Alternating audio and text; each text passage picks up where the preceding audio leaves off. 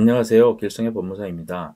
우리나라는 채권의 공정한 추심에 관한 법률, 일명 채권추심법을 통해 채권의 불법 추심을 엄격히 규제하고 있습니다.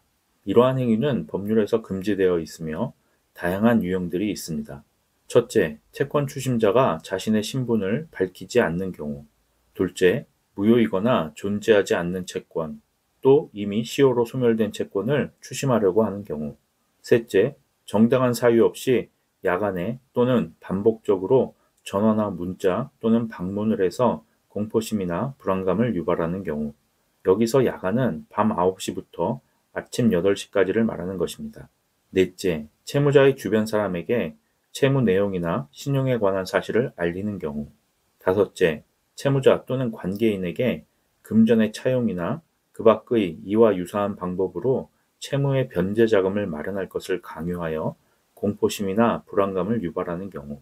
여섯째, 채권 추심에 관한 민사상 또는 형사상 법적인 절차가 진행되고 있지 아니함에도 그러한 절차가 진행되고 있다고 거짓으로 표시하는 경우. 이런 것들이 바로 대표적인 불법 추심의 유형들입니다. 만약 채권 추심을 하는 사람이 이와 같은 불법적인 방법으로 추심 행위를 한다면 사안에 따라 5년 이하의 징역이나 2천만 원 이하의 과태료 등 매우 엄하게 처벌될 수 있습니다.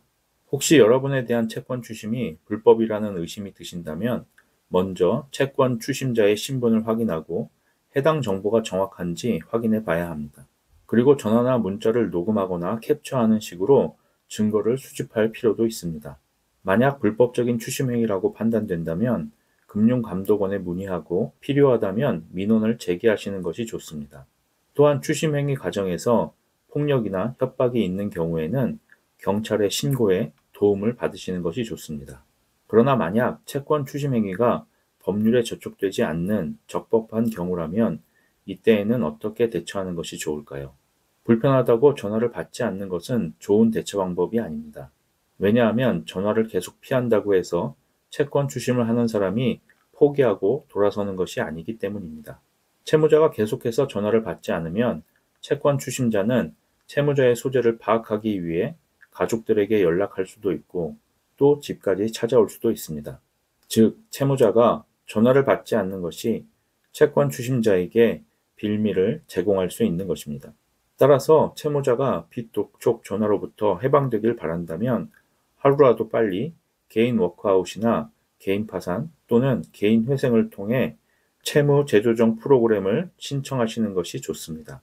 그 다음에 채권 추심 전화가 오면 자신의 현재 어려운 상황을 설명하고 개인 파산이나 개인 회생의 사건 번호가 나오면 알려주겠다고 하면 오히려 그쪽에서 사건 번호가 나오면 꼭 좀 알려달라고 부탁하는 경우도 있습니다. 채무자가 개인 파산이나 개인 회생을 신청했다는 것은 더 이상 갚을 능력이 없다는 것을 선언하는 것이나 마찬가지입니다.